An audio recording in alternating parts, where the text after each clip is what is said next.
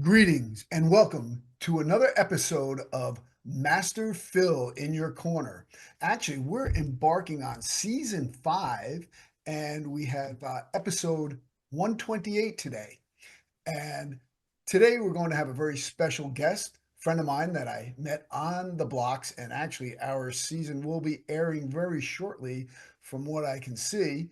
But Dr. Karen Molano is a bilingual clinical psychologist with 20 years of experience, and she works with children and their families. Her specialty, I believe, is ages 0 to 5. We're laying that groundwork, and she wants to ensure that children, thrive and survive in this tumultuous times we have here. But laying the groundwork for adulthood. But before we get into this, we have to thank philross.com as well as the bodybellmethod.com for presenting this learning module today. And just also note that we do have seminars and workshops coming up. I'm doing one in Atlantic City on June 8th. I'll be doing one in Molano, New Jersey on the 14th of June. I'll also be out at Fit Pro in Anaheim, California. Center stage is going to be over 21,000 attendees. I'll be doing 2 segments there on the 2nd and 3rd of August. Plus, I got a new book dropping. I wrote one for the dummies, Managing Back Pain. That will be out on the 27th of October, and they are taking pre-orders now. And don't forget about the latest book, Exercise Snacks Fitness, 5 minutes at a time. Okay, without any further ado, Karen, welcome to the show. It's great to see you. Thank you. Same with you. But I have to say, first, I have to just commend you because I'm listening to all of these accomplishments and everything you have coming up, and the book and season 5 already, episode 100. What? That's amazing. So congratulations. And you're going to be in my neck of the woods here soon because I'm in Irvine. So I'm like 20 Wow. from Anaheim. So I'll Yeah, have to put that on my books to yeah, come yeah. visit you. I'd love to see you. It'd be great. Yeah. So you know what?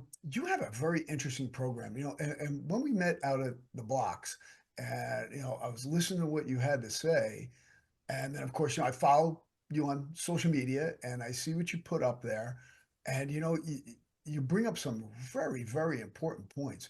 And if you think about it, right? You think about when you're building a house. If you don't have a good foundation, you can have the most beautiful, ornate, hugest house on the planet, but if that foundation is not good, it's going to come right down. And to me, you're building the foundation for success for our children. So tell us a little bit about that, and if I'm right. Absolutely. I actually, that exact metaphor that you give, I use that metaphor within my teachings to help explain. I actually literally have my son building a little Lego house with different layers to represent the brain. And the way I think of it, just to add to what you said, you can have the most beautiful house, but if the foundation isn't quite strong enough, you spend a lot of time repairing and fixing. It's like, I gotta paint this and fix this corner, and one thing you fix over here and something else breaks. When, on the other end, if you have a solid foundation, you're spending more time creating. You're spending more time enjoying being inside that house, sitting in it, maybe watching the sunset from your balcony, which is very different than having to repair the balcony. And so I love that you started with that analogy because that is how I view humanity as a whole, is that literally from the moment of conception. I think we could even go previous to that, but I think we're at a place where we could start Well, focusing more there. And you what just hit on happens something. right there? What's You just that? hit on something prior to conception. Yeah, Mm, let's talk about that because sure. because back in the day, a lot of people were conceived in the backseat of a Chevy after having a few cocktails. So, but prior to conception, like what is this, the emotionality involved, the thought process involved, in the relationship between the two people? I would say you can't separate any of it, all of it, all of it all together from the way the body is and ready to receive a little being to grow in there and having that most ideal. I know nothing's ever going to be for perfect. It's not about perfection, but it's more about integration of the body, the mind, the heart, and the spirit all together. Because the more you're in connection Hmm. with all of it, with yourself, with your body, with your partner, with the Hmm. people around you, and with the world, the more you are preparing that foundation again for that little being to start growing. Because all those little organs, they start growing really fast. Right And away. right away, what you're thinking, what you're feeling, what you're eating, the movement, because I think of what you teach is so incredibly important. Literally, like I said, I like to say before conception even, but I know it's not something that is as much as in our awareness. So at the minimum, if we can start to really shift our mindset around what happens right when you're trying to conceive a baby or you find out you're growing a little being, we Wow. can actually influence the development of all of those organs so that they can grow the way they're supposed to. The body's incredibly intelligent, Hmm. but we have to allow it and give it the environment to do what it knows what to do. This obviously goes around stress levels, revolves around the nutrition, and you also brought up the exercise piece. Mhm. People don't realize that, when you exercise on a regular basis, you're going to increase blood flow, which is going to increase the oxygen to our little pal in there growing, right? And of course, nutrition. Mhm. And now the aspect. Now, what are the things that you're doing? Are you playing? Do you recommend certain types of music? Do you recommend meditation sessions? Do what is it that you recommend? Okay, let's say you got a little baby growing in there, and then and now you have two people involved in here. So you got the mom with the baby, and you got the dad, and what can he do? So we have a whole bunch of things going on here. Okay, do we have about how much time? A year to talk? I know, right? Well, give me Reader's Digest version. So I like to think of it as a buffet. When you go to a buffet, there is food everywhere. Sometimes food from different cultures, hot foods, cold foods, and you go in there and it can be a little overwhelming, right? You're like, so you walk around and you put some things on your plate that maybe look good. Mhm. And when you get to your table, you try some, and some of them are delicious. And you're like, oh, I gotta go get more of that. Yeah, Some of them, I didn't like that one so much. And some of them you may not even want to try because they just look a little weird to you. yeah. Some of them you might be willing to. So in my experience, and one of the gaps that I see in anything that we do, anything, whether that be having a child or accomplishing a goal or whatever it is, there tends to be a gap from knowing and the information that you have and the doing. Because a lot of times we know what to do, we don't do it. It's like, Yeah. why? Why is that? That includes me, because we're all human. We're all going to struggle with these some similar things.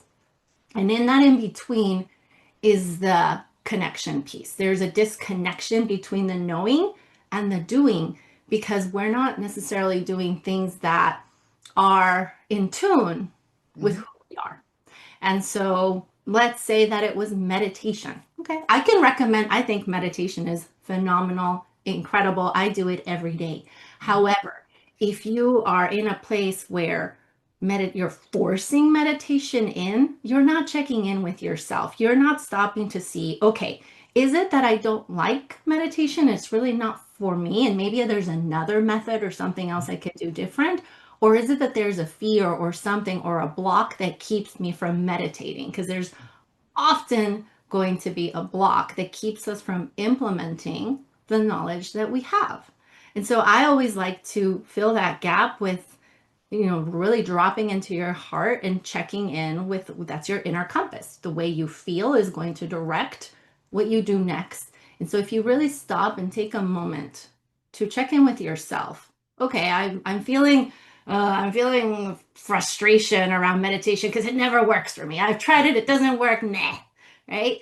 So is it really that it doesn't work for you, or is there a fear behind it? Maybe the fear is, what if I don't get it right and I find out that I'm not good enough?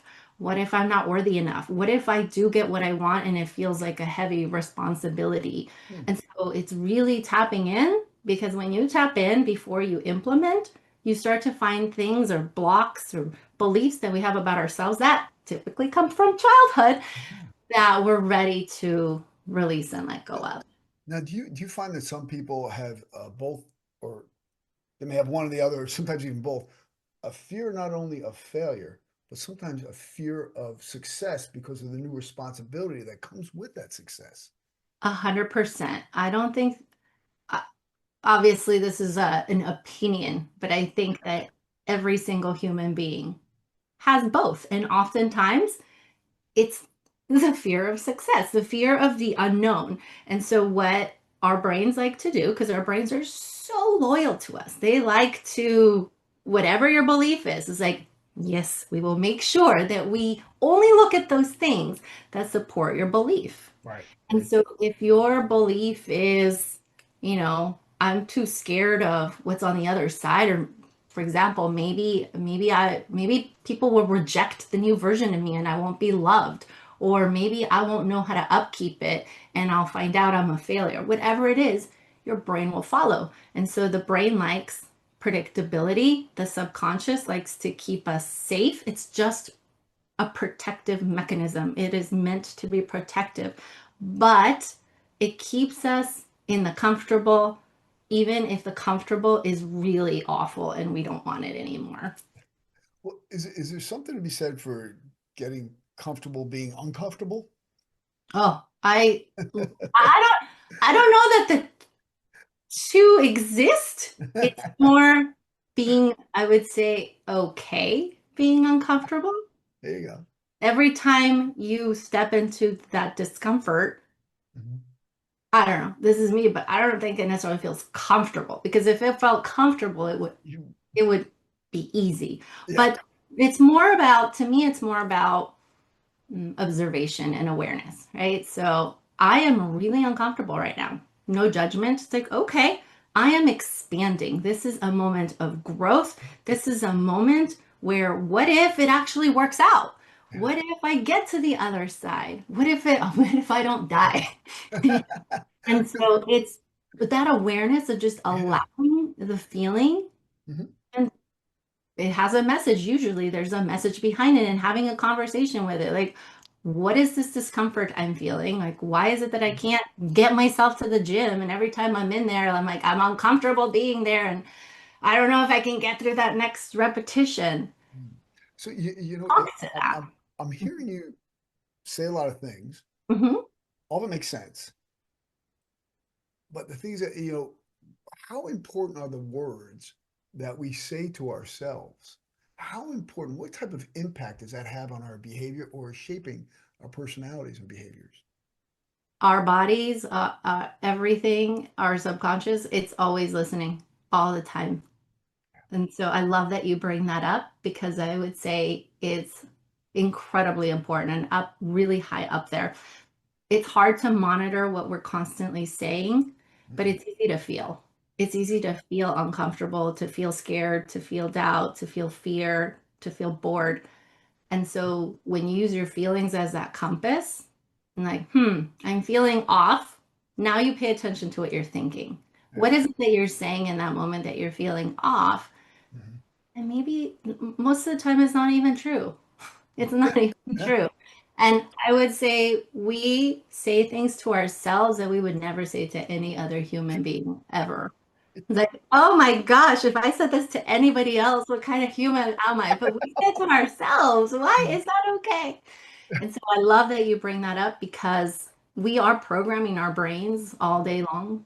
We are continuing the same pattern. So neurons fire and wire all the time. Mhm. And I think of it like a hike. When you go on a hike, Mhm. you can see where people have been stepping. It's easy to find the path on a hike because everybody walks the same path. So every single time you're repeating something to yourself, I can't do this. Guess what? You're not going to be able to, Yeah. because you're repeating, you're getting that, you're walking on that same path and you're deepening that little trail, and it's gonna, your behavior is gonna follow what you think and feel. Yeah. But even if you could shift it just a little bit, it doesn't have to be anything grandiose. Yeah. It's just hard right now, but I can take one step. I think we could do that. Yeah. Okay, this is hard right now, but now I can take two steps. Yeah. This may not be the easiest, but I'm learning. This is new to me. Whatever it is, and it's going to be different for every human being.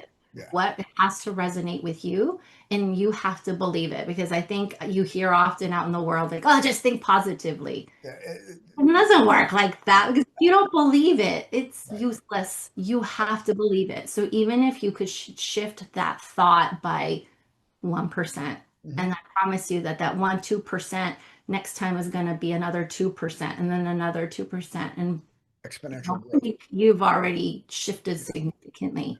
And I think too, we accentuate negative thoughts.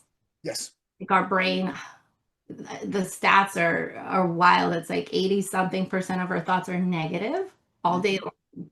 Hmm.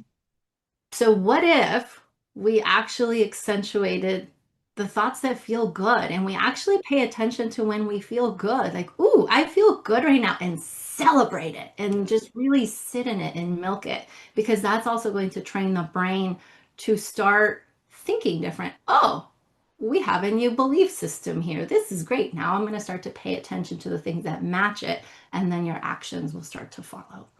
Now, how do we get our children to do this? And I know, look, it's of course that 0 to 5, laying that groundwork. What are some of the best ways? Okay, let's say Junior pops out, comes right out, and then what are some of the tactics that we should use right from the beginning?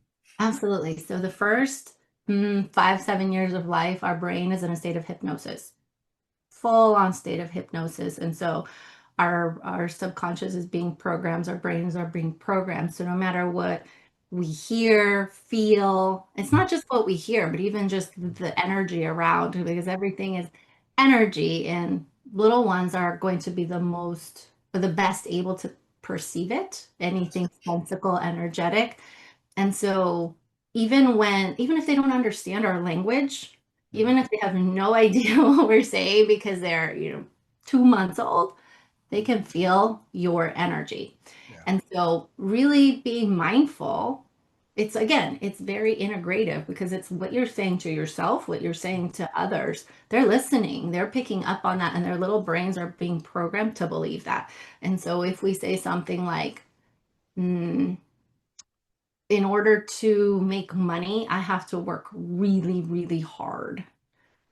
Okay, well, I think we could say that some people, money comes with ease, Hmm.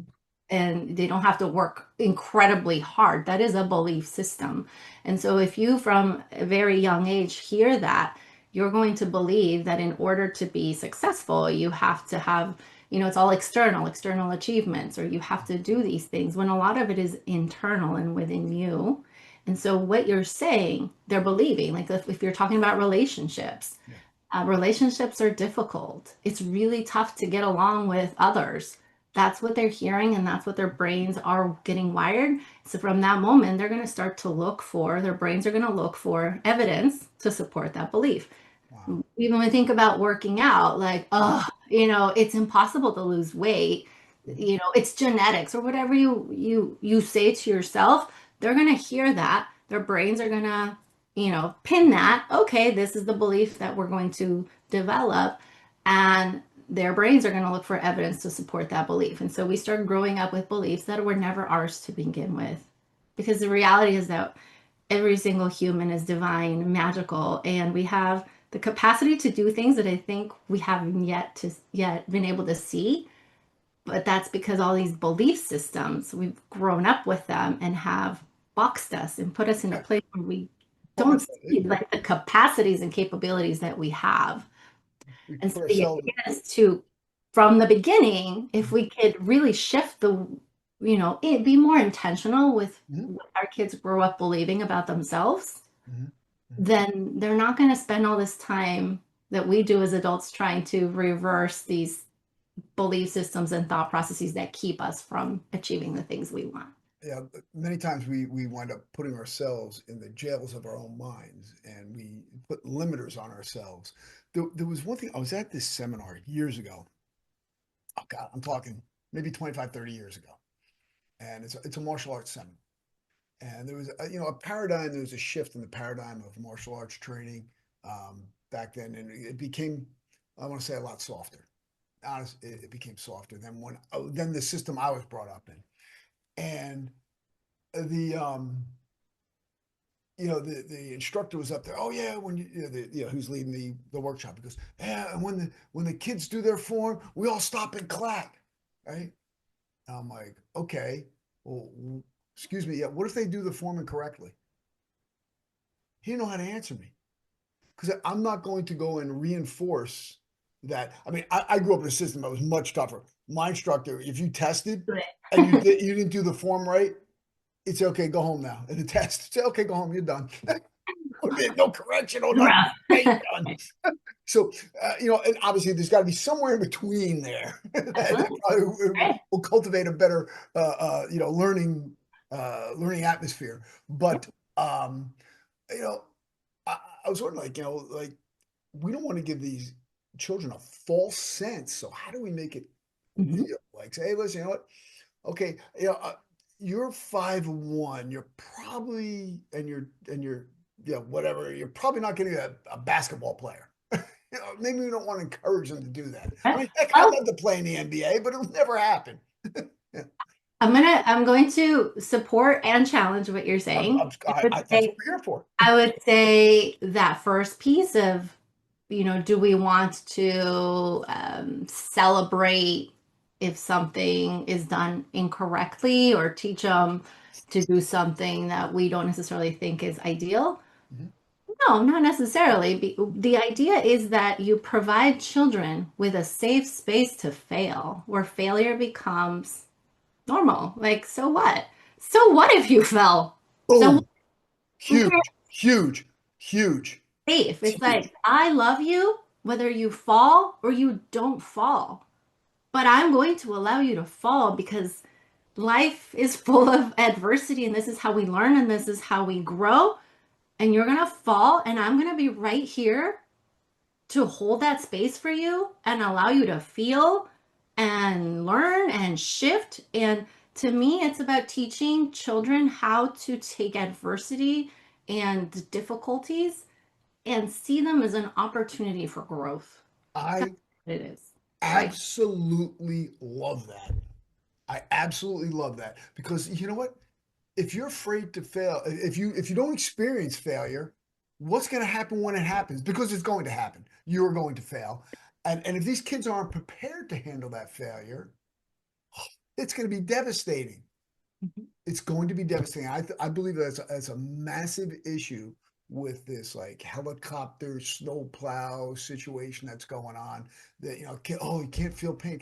You can't fail. Oh, my kid's the greatest. Hey, listen. Oh, I think it's the opposite.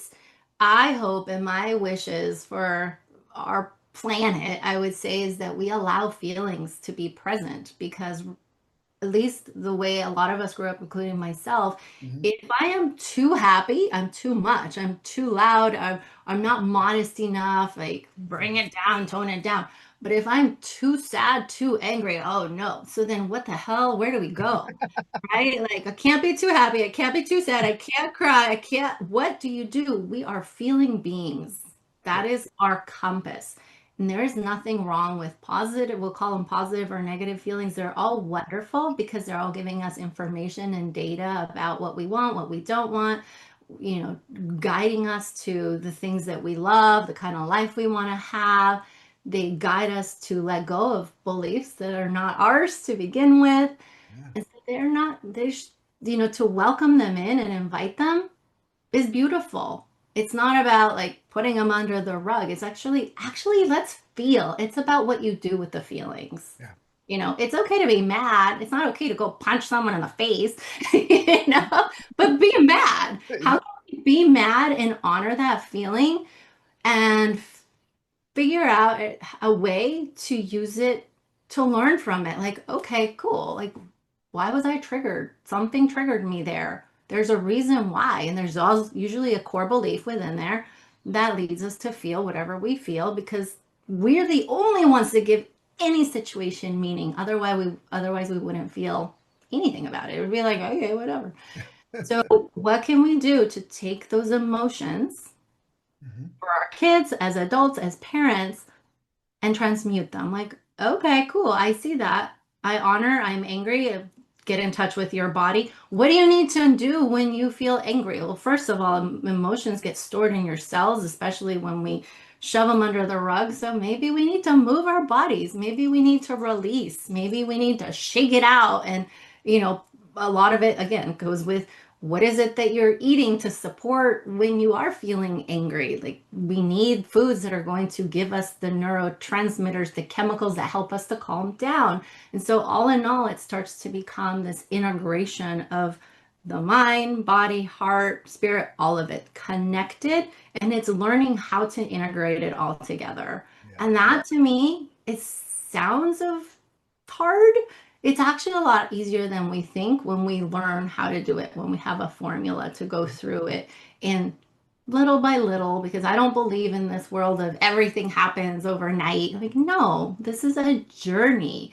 And we over time get better and better and better. It's just as humans, we have a hard time really celebrating when we do do well. And when we do have those accomplishments, we like, okay, cool, what's the next thing? And Next. spend hours focusing on what didn't go well, and we Mhm. forget what did. So going back to what you were saying about failure, yeah, let's allow failure to happen in a safe space, but let's also remember to allow children to celebrate what they love themselves, what excites them.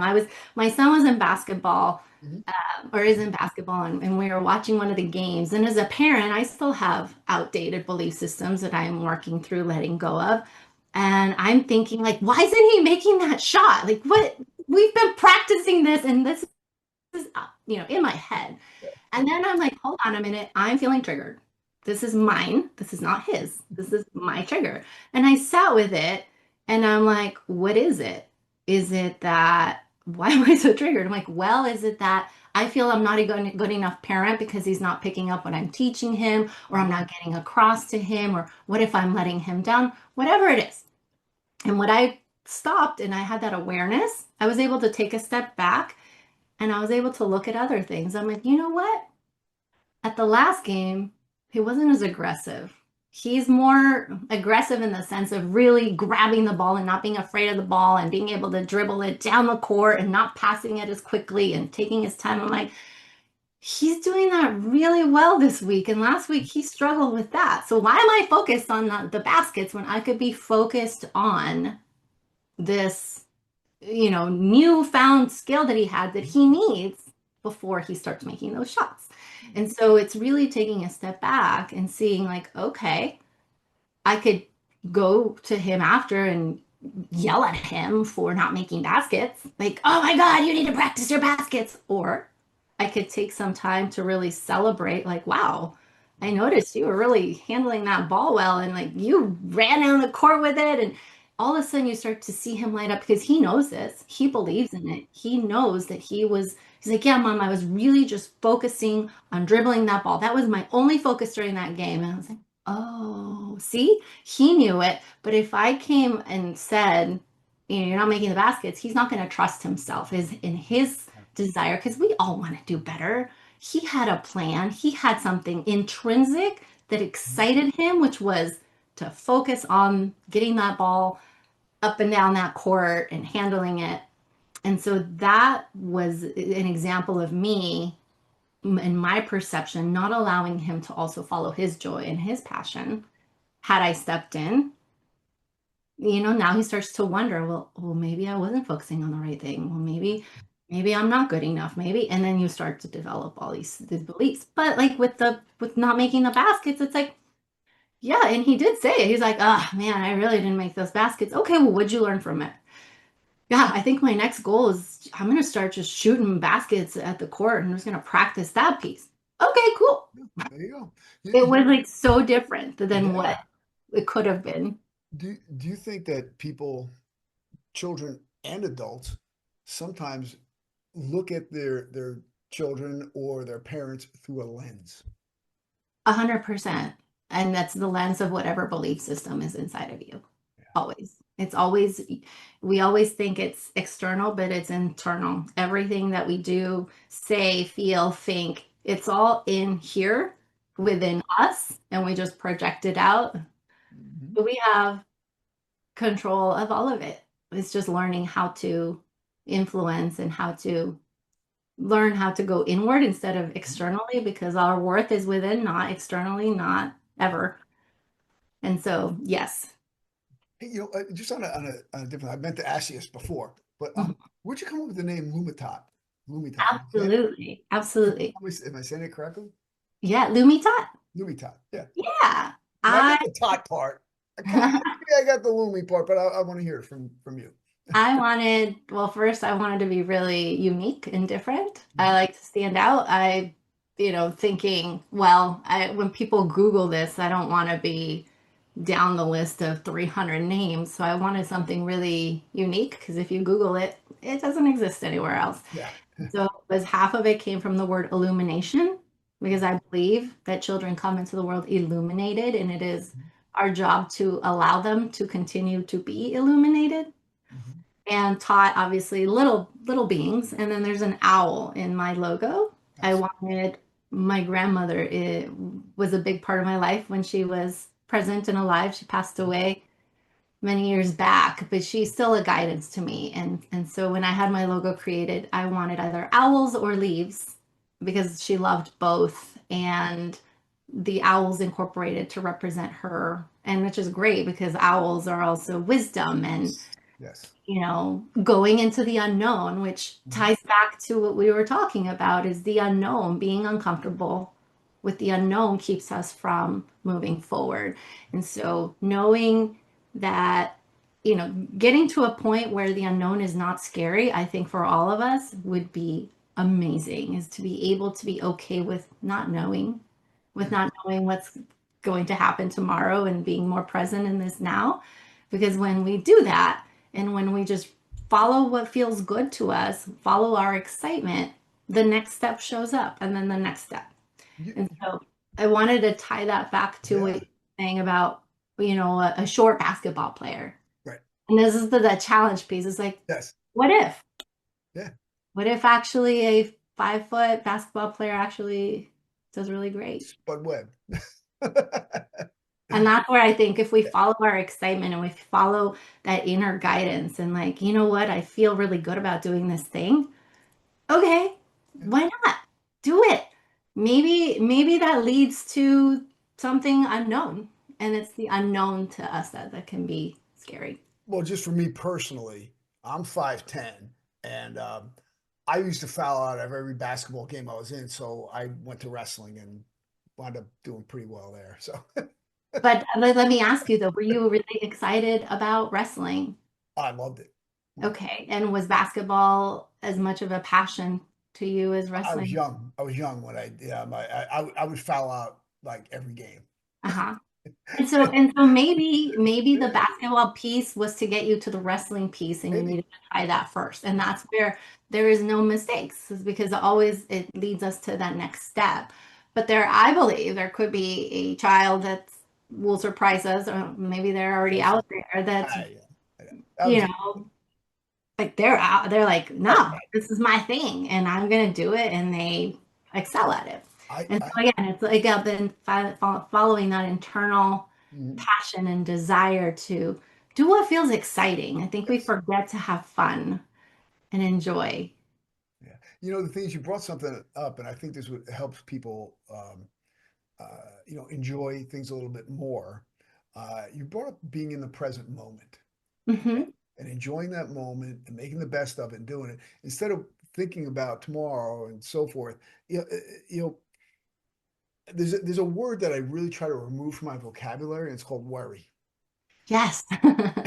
Worry, what does it do for you? Like, I'm just trying to think what is it what is something positive that comes from worry? I mean, it takes me out of present moment, takes me out of what I'm doing, where I actually have effect over something, and it's something that's far off in the future, or maybe it's next week. I don't even know when it's going to be, but you know what? It's taking me out of my present moment, which I can't enjoy or do something about what's here and now. Mhm. So is that do you seem to agree with that? Absolutely. I believe worry comes when we're thinking about the future, and sadness comes when we're thinking about the past. So that's a good way to see where it is you're not focused, but you're in that now. And so what I would say is that worry is there to tell you something that's happening in your now that you're ready to let go of. And so if you can utilize that worry and okay, what is it that you have to tell me? I know it sounds a little silly, but when you actually take time and you talk to your emotions as if they're outside beings, Mhm. you may be pleasantly, I would say you're often pleasantly surprised at Mhm. what comes up, whether it's a memory, a block of thought, uh, something comes up for you that you're like, oh. And when you can bring up that belief that's coming up that's tied to the emotion, Mhm. now when it's in your awareness and you say it out loud, I like to say them out loud because it takes away their power. Yeah. You, most of the time, if not pretty much almost always, you're like, oh my gosh, that sounds completely irrational. I didn't even know I believed that about myself. And the moment you realize that, you take away its power and the worry stops. And so I like to think of emotions as messengers at your door. They just knock. They're like, hello. And then you're like, I don't want anything to do with you. And I've been there because I don't want to open the door a lot of the times. Like, no, really, I need to tell you something. And they'll knock louder and then they'll start throwing, rocks at your door and then bricks through your window until it gets really, really big. And then you have no choice but to do something about the worry. And so I think this is where Hmm. it's not helpful to just sit in the worry. Like you said, it isn't. It doesn't do anything because we can actually choose Mhm. to be worried or choose not to be. Sounds easier said than done, but even just saying, I am choosing to be worried right now because even just saying that out loud, you're like, oh crap, I'm choosing to be worried. I am because no one can make me worried. No one can do like, it's all within you. And so this is where a lot of times just having that awareness, like, okay, I'm worried. What can I do with this? Can I talk to it? Mhm. Mhm. Do what can I do to shift it to, maybe I need to go work out because that I know that when I work out, it helps release chemicals in my body that are gonna calm me down. Nutritionally, there are foods that help you relax. You Mhm. know, the way you talk to yourself and shifting those emotions, and you start to do these things, now you start to work with the worry and use it to help you versus push it away. Because I completely agree with you that just sitting in it and thinking about it isn't helpful. But at the same time, I've been there and I know that as humans, it can be so challenging to figure out how to just let it go. Well, you brought up a huge point, and you just said it so matter of factly. I don't know if people are even going to catch this. This was so poignant. Um, that you said, maybe you're worried about it because there's something you're really not addressing now. Like here, I'll just what popped into my head was, oh, that you have a test. Let's say someone's in school and they have a test on Friday, and they're worried about the test. Well, you know what? Maybe that's telling you you should be studying right now, so you're not worried about it. Sure. Sure. Yeah. Absolutely. I could be studying to prepare, Mhm. or if I'm not studying, why am I not studying? Because Right. I think I'm going to fail anyway, because then it's often so much deeper than the test. Like Yeah. the test is just kind of like that superficial problem. At the root of all of that, I believe is disconnection. You're disconnected from something. I believe every single problem that we experience is human beings is due to some sort of disconnection. So what are you disconnected from? Are you disconnected from yourself? Like, I'm afraid. What if I'm afraid that I study hours and hours and I still fail? Then you see that's a deeper, it's a core belief that I'm not good enough. There you go. Yeah. And so this is where worry is like, oh my gosh, thank you for coming in because I would have never realized that I had a belief that I'm not good enough Yeah. if you weren't here. And so this is where we can take emotions and really work with them and Yeah. they become our besties because they're not bad. They're just here to protect us. And but we have been taught this is just, I mean, not right or wrong. This is just how we survived back in the day. Our parents survived and passed that on and on and on. Is that feelings are to be pushed aside when that I believe they're the solution to everything. Yeah, because again, I've probably brought up the same way where don't Mhm. get too mad, don't get too sad. You got to even keel, be even keel, even keel. Oh, here's your band. That's it. You're supposed to operate within this specific predetermined bandwidth. But life's not like that. You look at mountains, look at the ocean, right? Ebb and flow. Peaks and valleys. We're not supposed to just be like drones, like Oh, we're all over the place. But the things that we have to be able to handle it and process it properly. right. And that's the part what that I feel unfortunately, it's just the way it is. It's not to blame anybody because it's just society and where we were, but we have never really been taught how to manage our emotions. Like, well, unless you end up in a therapy room, which there's a lot of shame and stigma around that, Mhm. but yet we all have emotions. What are we so ashamed of with every single human has felt worry and shame and doubt and sadness. I mean, yet we shame it. But again, that goes back to that foundation of how we are raised. And unfortunately, we train for everything. And you know better than anyone how important training is, Yep. right? Wrestling, you have your programs, all of it. You're Mhm. all about the importance of consistency and training. Yep. And that takes time. If I stop going to the gym, because I have, my muscles start to disappear. I'm like, oh, where did they go? Right? I gotta keep going back. I start gaining weight, whatever it is. So I know not only do I have to go, but I have to know how to do what I do because I once upon a time used to go to the gym. I used to work out, and I'm like, well, I'm not really seeing any results because I was throwing spaghetti at the wall. Maybe if I do it this way, I had no idea how to work out until I got myself a trainer. I got a trainer. I learned how to lift, something I was very afraid to do, but I got out of that comfort zone. Mhm. And very, very quickly, surprisingly, very fast, my body started to respond. I was excited about it. I was excited to train. I was excited to get stronger. And I ended up doing bodybuilding competitions. I would have never done that had I not gotten the training and put the time and effort into learning how to do it. There's no way on earth. And yet, when we become parents, there's a good luck. Here you go home with this child, and we read a couple bit books. Maybe we might take some like parenting 101 classes. We spend a lot of time looking for strollers, painting the nursery, setting up the baby registries, planning that baby shower. And not that there's anything wrong with that because there isn't. All of that is fun. Oh yeah. But where have we ever given parents a foundation and a roadmap as to how to bring up that being, like how to guide you through? So we train for everything except raising a child. You know what the funny thing is too? I have three kids, all three different, and there's no manual. I looked inside. There was no manual. I couldn't There find has never been. so Not like that. some things you just got to figure out, and you have to keep working at it.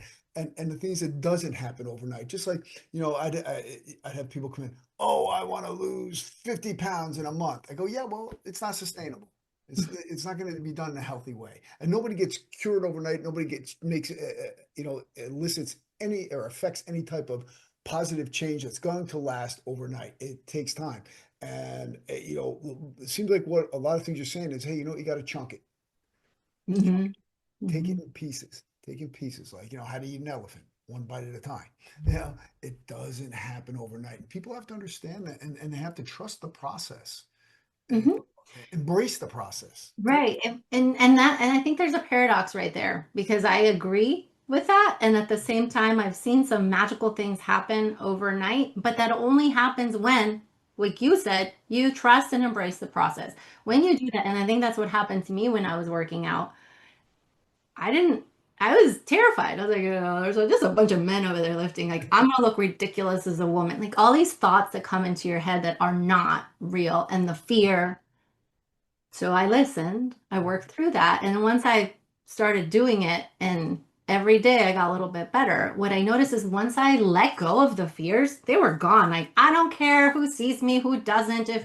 If so what? I'm not here for them, I'm here for me. The minute Boom. I dropped that, oh my gosh, I'm not kidding you that it felt like it was overnight that my body just completely transformed. It was so fast that my trainer was like, "What are you doing?" I'm like, "Oh, whatever you told me to do." I let go. Yeah. It's And like, it magical feels like when you can let go. It's the oh, letting go, and all of a sudden you open up like like a little you quantum leap yeah. when you can let go and know it's for you and let go of You have a everything else. breakthrough. You have a breakthrough. You know, that's also something that will happen too if you stick at it long enough. You Hmm. will get a breakthrough. You will come through. Absolutely. It's so funny when I was teaching my classes, you know, I'd have like, yeah, 15, 20 people in a class. And some people would be, oh gosh, I'm embarrassed to start off. People watching me. I go, listen, nobody cares what you're doing. They're in their own hell. They're trying to They're figure here it out, when right? you're Right. They're focused on what they have to do. They don't care what you're doing. You know. So that's the other thing too, is that, you know, we sometimes think, well, gosh, yeah, maybe, they're there working out. Do they really care what I'm doing? Mhm. And you know what? Let's say they do and they are looking at you and making fun. So So what? what? Are they your friends? Are those people you're going to go hang out with? No. So then Who cares? there's going to be people like that. And that's probably because if someone is judging you and how you're doing and how you present yourself, it's probably because there's something within them that's triggered and they don't want to look in the mirror. So they look at you instead. Yep. It Yep. always comes back Yep. to you. No matter how you look at it, it always comes back to you. Yep. So 100%. Yep. back to the foundational piece, you're right about the manual there. It's not fair. It really doesn't. I looked too when I had my baby, even though I have, a 20 plus years of experience working with kids, Yeah. but it's very different when you're in it. And that's for me, that was the piece that I had a hard time getting pregnant. I went through infertility issues, all of these things.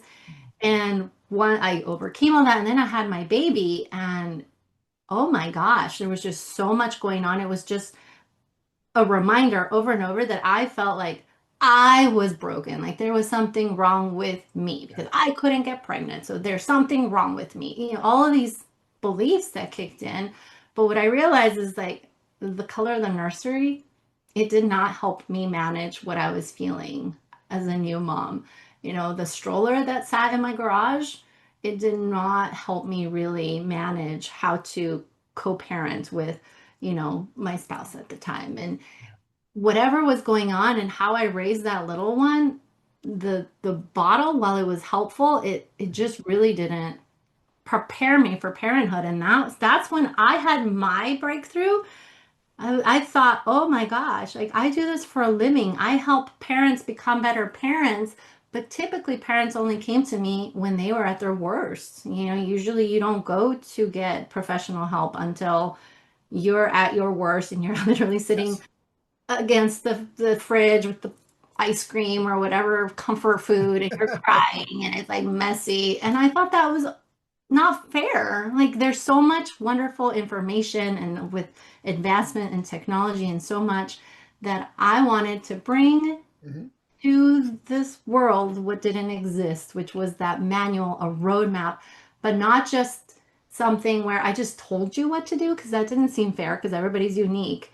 I wanted to create something that really resonated with the human, the individual child, the beliefs and where people are in that moment in time. And then I thought, nope, that's not enough because I did that and it still wasn't enough. And that's when I realized there were so many more missing pieces, which was really incorporating the body, the heart, the mind, the spirit, all and integrating all of it, bringing all of it together. Because without those other pieces, Mhm. it, I'm not saying it's not possible. It just takes a lot longer. Yeah. And it's a lot more challenging than when you actually embrace a multidimensional approach to parenting. And that's why I'm pushing forward and bringing things to the world that, like you said, I looked. They don't seem to exist. We No. focus on problems. It's like this problem, so I'll Mhm. get the sleep professional and I'll get someone to help me with food. That's another professional, and then the medical doctor will help me with this. And but Yeah. none of those pieces are coming together and talking to one another. So I wanted to bring it all together so that Yes. you could integrate and instill an actual lifestyle versus a bunch of techniques. It's more about a lifestyle focus Yes. on connection and the root of all of it, which is how do we stay connected to whatever needs connection in the moment. Yeah, I mean, I'm going to tell people definitely to go and check out your site, Thank you. because you also have a whole bunch of information. You got some stuff on toxins, how to, uncover the simple guide. You have, different phrases. There's 44 phrases that we inadvertently say. I mean, they could be harmful, they could be helpful, but you don't want to do the ones that are going to lower the self-esteem and self-worth. And then you have nutritional tips. I mean, look, people, what you put into your system has so much to do with your performance and your mood. And then, sometimes you also need to tap into this children's limitless potential, because they really do, and it comes from their foundation.